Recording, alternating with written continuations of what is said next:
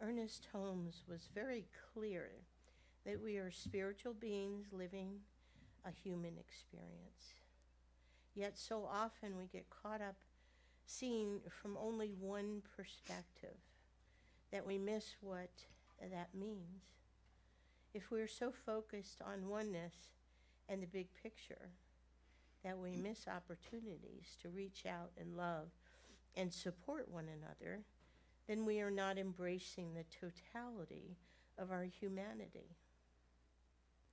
And if we get so caught up in the suffering and challenges of living in the world that we forget our divinity, then we are missing out on the joy of being infinite and eternal. Science of Mind asks that we embrace this polarity of humanity and divinity and find a third way to navigate our lives. As we go into meditation, I invite you to affirm, I am open to the possibilities as I discover multiple perspectives.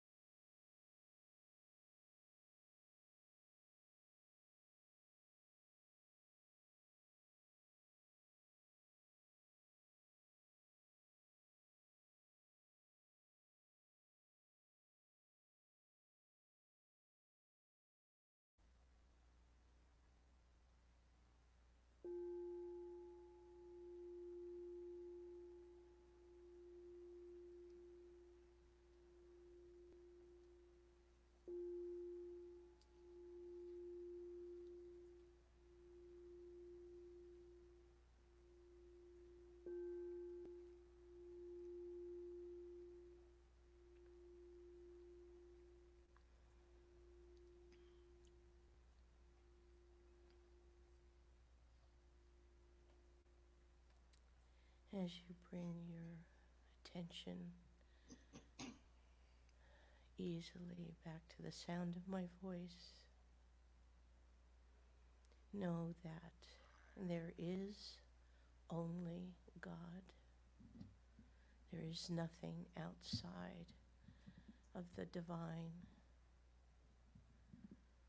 And God is all-powerful, everywhere present, and all-knowing.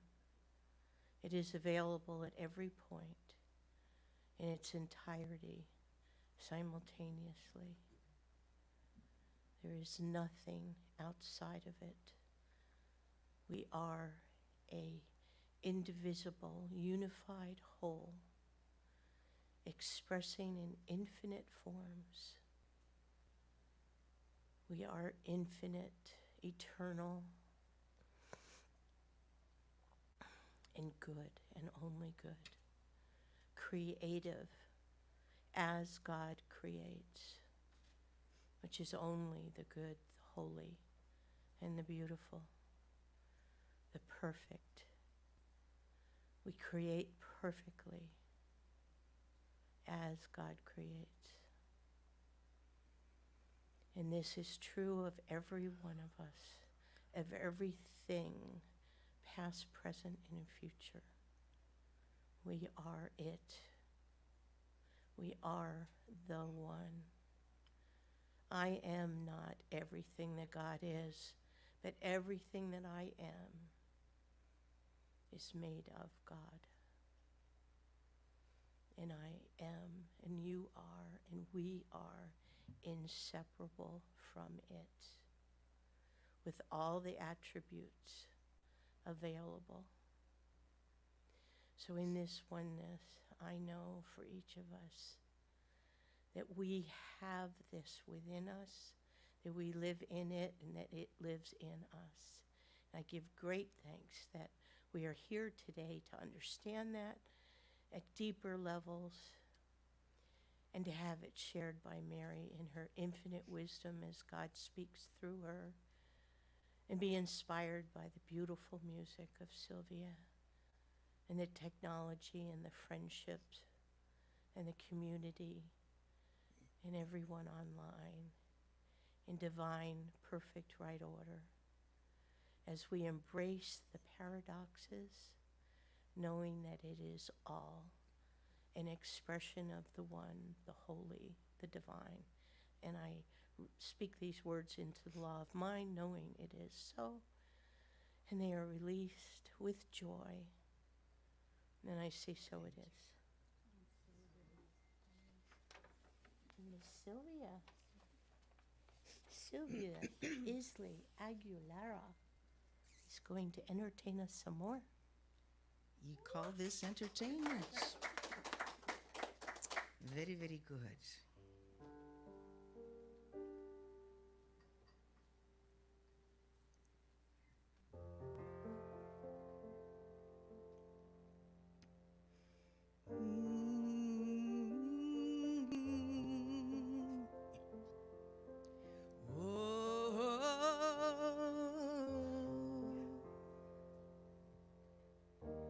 We will find a way.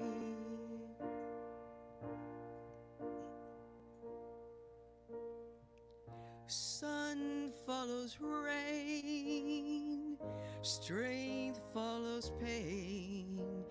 Whoa, whoa, we will find a way. There is a plan. Peace follows understanding. Whoa, whoa, we will find a way. And in the long run, all things happen for a reason. Hard sometimes believing what it means.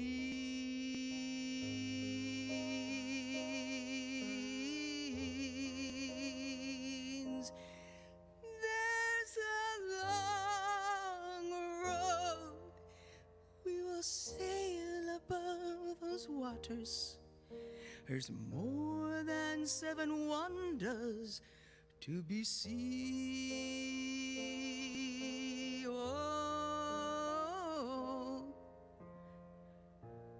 hearing your smile, my heart can rest a while, and I know we will find a way. Faith is the key that brought us here today. Whoa, whoa, we will find a way. And in the long run, all things happen for a reason. Hard sometimes to believe in what that means.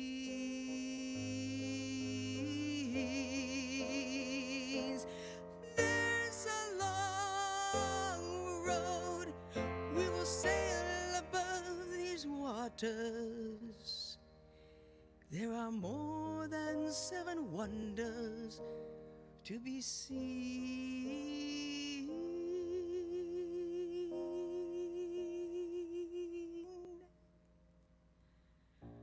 Here in this peace, we can be at ease. Whoa, whoa, we can find the way. Faith is the key, believe and let it be. Whoa, whoa, we have found the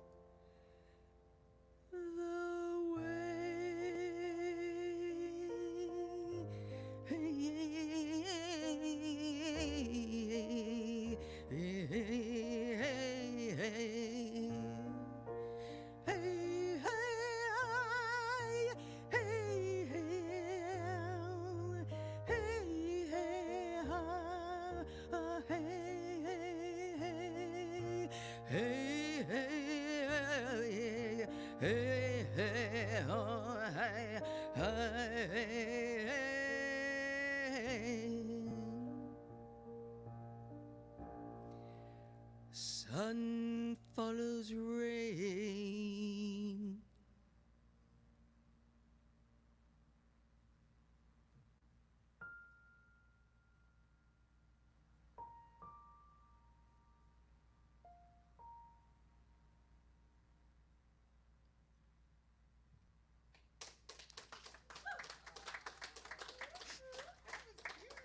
Thank you. That, Sylvia. You won't fire me now? No. No. Thank you so much, Sylvia. That You're was welcome. beautiful. Thank you. So, good morning again and welcome. I have a few more people online. So happy to be here. You know, I was thinking this week about the talk, and I've been making notes and looking up quotes and things, and I'm really glad I'm not a minister because I feel like it takes so much. I'm very analytical, so I just think and ponder and sort of massage the idea of whatever the topic is and sit with it, and I couldn't imagine if I had to do this every week, you know? So my mind is kind of like a bad neighborhood. You don't want to go there alone at night. So the monthly theme for CSL is playing with paradox. And the topic for this week is getting comfortable with discomfort. And like I said, was taking notes and looking up quotes and things all week. And then I talked to Reverend Suzette yesterday, and I'm like, I'm finalizing my talk, and I ended up throwing everything out and writing a whole different talk. So hopefully I'll remember what I wrote yesterday. So Am I the only one, or is there anybody else in here who finds themselves attached to certain beliefs or perspectives or ideas? Am I the only one? Okay, have a couple more. Yeah. So there might be some of you saying, "Oh no, I'm highly spiritual, and I'm not. I'm open to new ideas." Well, I would have been probably one of those people sitting there, thinking, "No, I'm open to new ideas," you know. And last week, I have a full-time job and a part-time job. My part-time job is at a substance abuse treatment facility, and on the weekends, we have visiting. Family members come and visit our clients. And I run visiting on Sunday, and I have my way of doing things. I don't know what they do on Saturday, but I have my way of doing things on Sunday. I've been doing it for a while, and I feel like it's a pretty good system, you know. And one of my coworkers came in last week, and she said, "What do you think if we, just save these so that they don't have to, these like permission forms, so they don't have to sign them every week?" And let me tell you, I could feel myself go, like, don't mess with my system. And we talked about it, and I said, well, I have thought about that, and I decided I don't want to do that. I don't think it's effective. And she's like, well, we're killing trees. And I'm like, well, a little bit of paper is just the cost of doing business. And anyways, we talked about it, and in the end, I think we decided, unless they make a decision, otherwise, I think we decided to keep it the way it was. But my point in talking about that story is that feeling that I had, because I think I'm pretty open to new ideas. You make a suggestion, and I'm pretty open to exploring other ways of doing things. But whoa, the feeling that I had, the resistance that I had to something so small like that, and think about the big things in our lives. And, like, I found myself thinking, well, that's just the way we do it. That's just the way we do things here. And isn't that the enemy of, expansion and growth, just the way we do things? So that's sort of my personal experience recently with that, not really being open to exploring new ideas and thinking that my way is the right way. And I think I got that from my dad. There's the wrong way, and then there's the right way, which is my way, right? And, I've heard it said in different ways, but ultimately, God will comfort the disturbed and disturb the comfortable. And outside of your comfort zone is really where the magic happens, as they say, right? But who is it hard to get out of that comfort zone? We talk about it all the time, stepping outside the box, outside of my comfort zone. But when it's really something near and dear to your heart, it's difficult to do. It's very difficult. I recently read The Alchemist. How many in here have read that? It's such a cute story, and so deep and profound and so sweet. And it's been sitting on my shelf for I don't know how long. And I was on vacation last month, and I decided I want to read a book. And so I pulled it off the shelf. And I love the story, and it's so much about this topic, about finding comfort in discomfort, right? Because this young boy, he's a shepherd, and he left his family. He took a big leap, left his family, got these sheep, and he was like traveling around the country as a shepherd.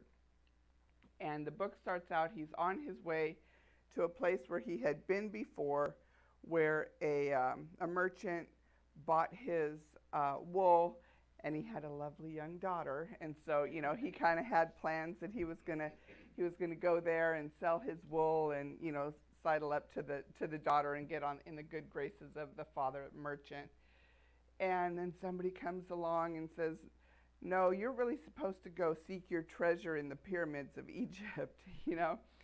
So he abandons his plan and goes off to do something else, and he's on his way, and then he meets up with another merchant, a shop that sells crystal, and not crystal meth, crystal. I work in substance abuse treatment, so glassware, crystal glassware. Sorry, I digress. So he ends up, this shop is like, doesn't have much customers, and it's, you know, sort of just going out of favor. It's not very busy, and the shopkeeper is, you know, just sort of down on his luck, and he ends up turning the shop around, and all of a sudden it's like the place to be. They're serving tea, and travelers are stopping, and, you know, all this stuff. And his plan was to be there for a year. And then he's like, but I'm comfortable, you know, I like it here, things are going well, you know. So anyways, I'm not going to tell you the whole story, but he ends up leaving the crystal shop and, you know, goes on this journey. And each time, each stop he gets comfortable. And then he's pulled out of his comfort zone again because he's not done with his journey. And he continues to go, and each time he trusts that still small voice with like the faith of a child. You know, he's not a boy, he's really a young man in the story, but they refer to him as a boy. And he has that faith of a child and listens to his intuition, and he listens to the people who are like sent to him to encourage him and tell him what his next step is. So it's just a delightful story, and he takes a leap of faith, and each time he's uncomfortable, you know, he finds solace and he finds that comfort. And it reminded me of one of my favorite all-time lines, and you may think I'm basic, but one of my favorite all-time song lines is from a band called Semisonic, and the song is called Closing Time, and it's about a bar closing. But it says, every new beginning comes from some other beginning's end. You know? So I like to remind myself of that when I'm faced with, you know, I have to do something outside my comfort zone. Like, I got comfortable here, but in the beginning it wasn't comfortable. It was outside of my comfort zone at one time, and now I've become comfortable, and now it's time to move on to the next best thing. So what does it mean to get comfortable in discomfort? That's what I was sort of massaging in my mind all week. It doesn't make sense, because by its very definition, discomfort doesn't feel good. So it's almost like impossible to get comfortable in discomfort because it just doesn't line up. But as Jody talked about in the meditation this morning, this is like polarities, and this is a paradox, where when you first look at it, it doesn't make sense, it doesn't line up. But on further investigation, maybe there's something there that we can sort of open up to, the possibilities. And Reverend Suzette talks about using artificial intelligence and ChatGPT to, you know, help her with her talk. So I thought, well, I'm going to do that since I'm giving a talk. So I put in getting comfortable with discomfort, and what ChatGPT said was, getting comfortable with discomfort is a valuable skill for personal growth and resilience. So how can we look at this idea of getting comfortable with discomfort and the paradox? You know, I had to sort of open my mind. It's not either or. It's not black or white, one or the other. Like maybe there is a way to do it. And what makes, so this guy up here is Janus. And he was a Roman god, and he was a god of beginnings and endings. And he's got two heads, right? So he sees both directions, both perspectives. And there's a term, Januszian thinking, which was coined by psychiatrist Albert Rothenberg, and it consists of embracing opposite thoughts or constructions at the same time when approaching a problem. And this is big in leadership, business circles, and they say it's a sign of intelligence when you're able to do that. So I don't know what that says about me when I dig my heels in over some pieces of paper, but being able to navigate between polarities is sort of something that we could aspire to grow towards and grow into. And trying to balance opposing concepts can be very uncomfortable, but we're faced with polarities frequently in our lives. You know, it's this way or that way. Our whole culture is sort of constructed that way. We're sort of taught to believe there's this way or that way. And, you know, if you're on this side, you're one of us. And if you're on that side, you're one of them. And really, you know, we talk in here about oneness, that there is no other. There's no out there, that we are all one. And all things in the manifest universe are part of that infinite body of God. I remember talking to my brother when I first started on sort of my spiritual journey, and I was telling him, everything's one, like everything's God. And he goes, that table's not God, you know? And I was like, well, and I didn't know what to say at the time, but later I thought of it like, that table's made out of wood, which was once a tree, which was a living thing. Of course it's God. Of course it is. God just changes its form. And there's what is it called? The Science of Getting Rich. Oh, this is just off the cuff by, what's his name? I can't think of his name. Anyways, he talks about the formless stuff.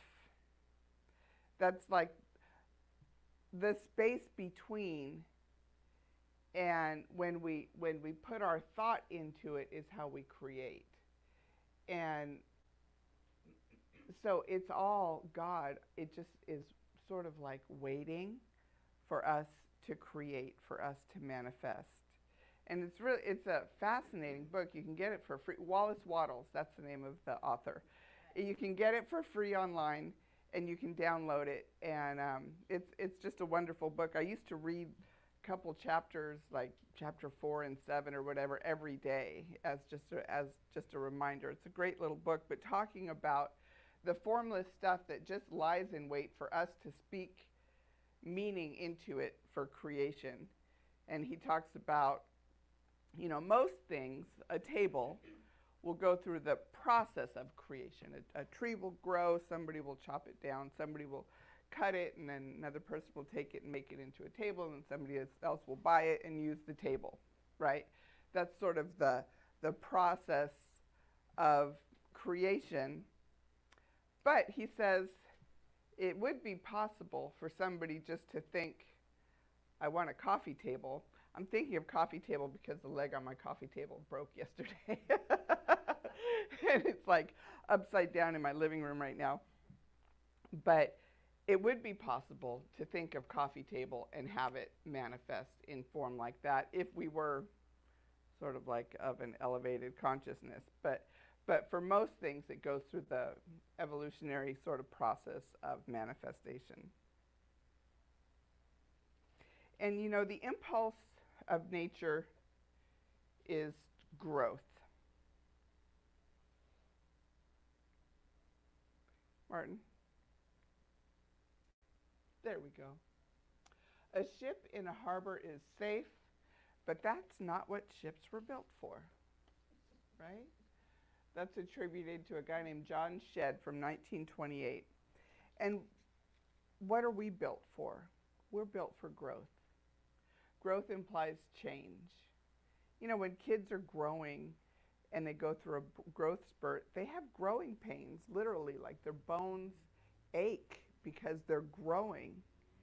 And babies, when babies get teeth, when the teeth start cutting, they cry because it hurts. There's so many metaphors of growth and transformation and metamorphosis, butterflies and the snake shedding its skin, you know, so many in nature, an acorn having to break through its shell to become an oak tree. And us, you know, when we go, it's ours may be less physical at times, but it's no less real, right? When we're going through a difficult time and we're having to make a change and we are stepping outside of our comfort zone. Our whole lives are about growth, and it involves balancing between needs and wants, weighing the options about the changes that you know, we're thinking about making versus keeping the status quo. And discomfort may come from internal ideas and plans. We've got big dreams that feel like they're outside of our ability to, you know, to reach them, or they may come from external things. Maybe a phone call, a diagnosis, something that, you know, loss of a job, loss of a relationship, something that just changes the trajectory of our lives, and it wasn't in our plan. So, regardless of the source of the change, there's really two approaches. One is having the courage to walk through in spite of the fear. Because isn't that usually what it's about? It's usually about fear in one form or another. Fear of change. And the other is to embrace the discomfort and open ourselves up to the gifts of the situation. And I think that's what getting comfortable with discomfort means.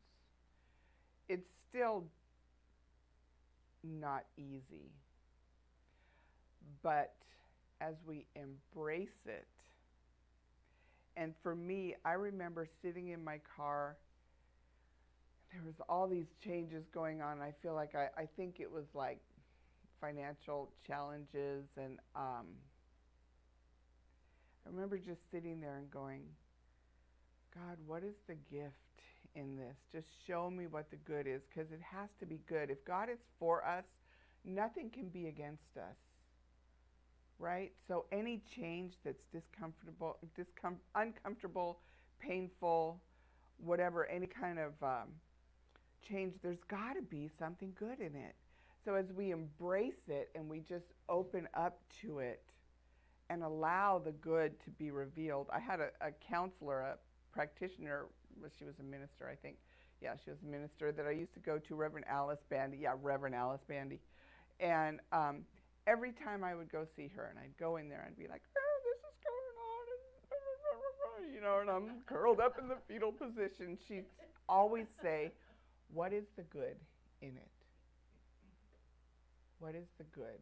And when we change our perspective, when we start looking for the good instead of resisting the bad or the unknown or what we're fearful of, is when it just starts to flow.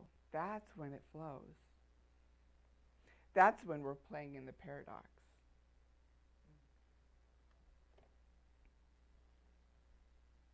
It's like exercise.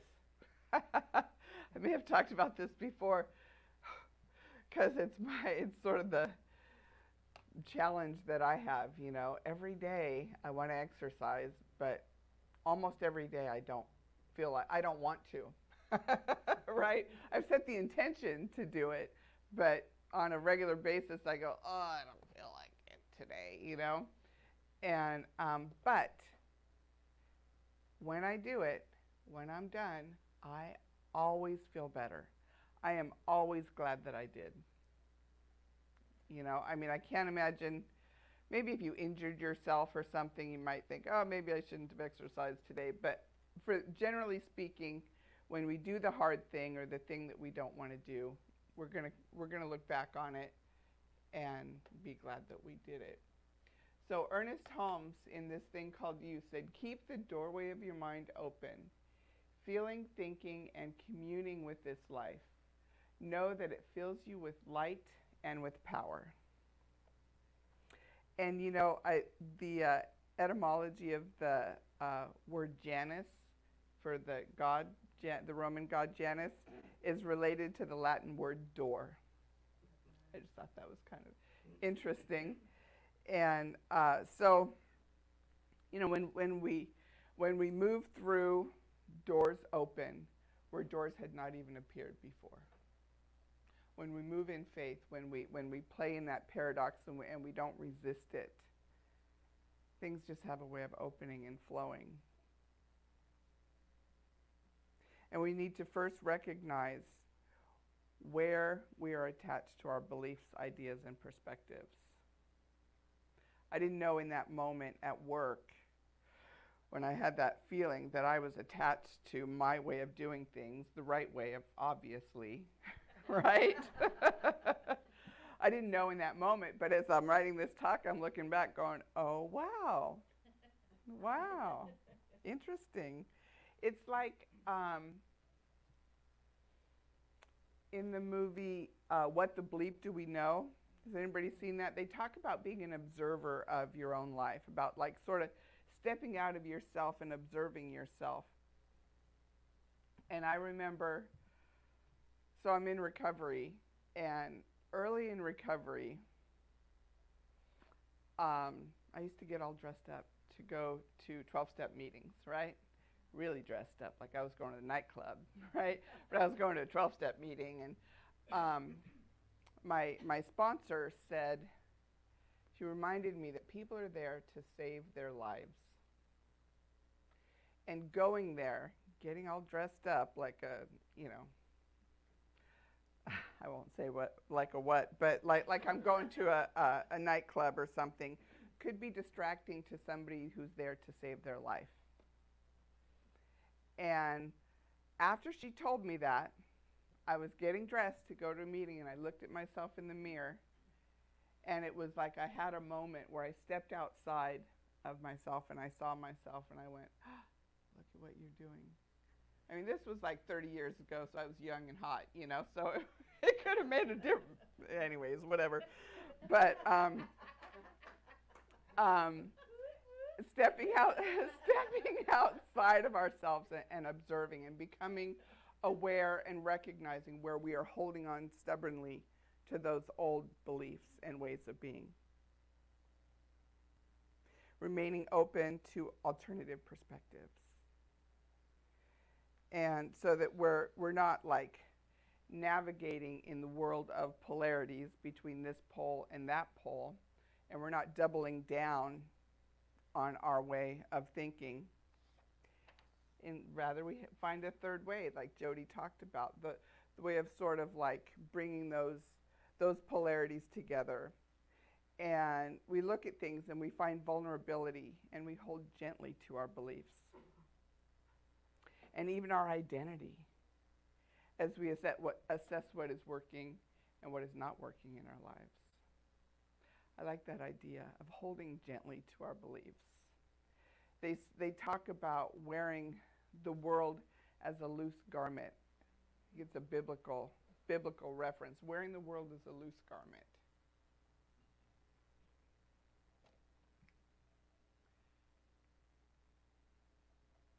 So Brené Brown in Atlas of the Heart said, in these challenging moments of dissonance, we need to stay curious and resist choosing comfort over courage. And don't we want to snuggle up with those cute little kitties? Right? That's comfort, you know? And instead, I just thought that was a nice contrast between the kittens and the tiger is very fierce and is the hunter.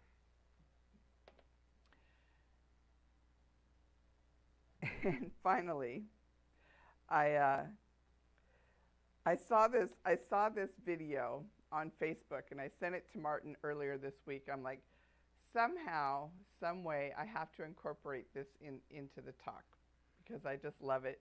And you might want to turn the volume down a little bit because it gets a little loud. Martin?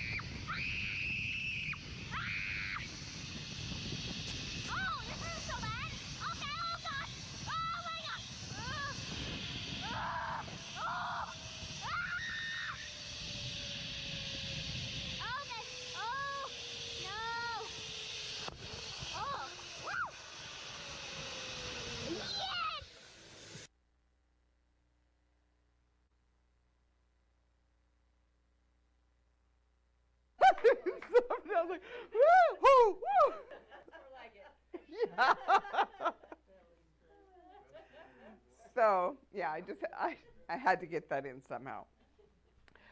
So, the invitation for the coming week is to look at the areas in your lives where you are navigating between polarities. And how can you find better balance in these situations? Yeah. So, one more. Okay. So this is our affirmation. And I think this comes full circle back to Jody in the meditation. So we're going to say it 3 times. First in a whisper, then in a normal voice, and then we're going to affirm it affirmatively. We don't have to yell, but yeah, with power. Okay. I am open to possibility as I discover multiple perspectives.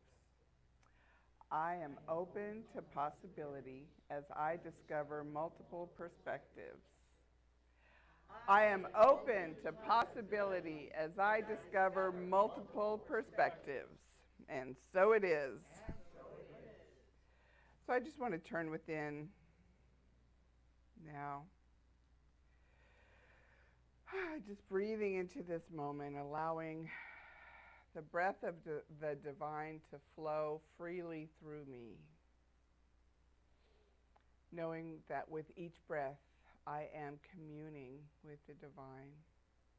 That all is one. That each one of us is a necessary and vital organ in that infinite body of God. Knowing that we just work together seamlessly. I know that all that is in the manifest universe is a part of the divine, that it lives and moves and has its being in, through, and as all things. And I know that as we come together, as we share moments of deep contemplation, moments of joy and laughter, and everything in between, that we just do so as a sacred community, that we are each lifted up on this day, that God just moves through each one of us as we create this community, and as we are just expanded a little bit today by the talk, by the music, by the camaraderie, the friendship, and spiritual community that we are. We take this with us into our lives in the week ahead, in the vineyards and quarries of our days. And just knowing that we share this light, we share this wisdom and this grace with all that we come in contact with. And so knowing that we just impact and we just make the world a better place by each of us being exactly who and what we are. For this I'm grateful. I'm grateful for this time together. And I just speak my word into the law, knowing that it is the nature of the law to receive my word and act upon it. It knows only to say yes. And so I just call it forth into being, saying, let it be done. And so it is. Amen. And now we will once again be entertained by Miss Sylvia.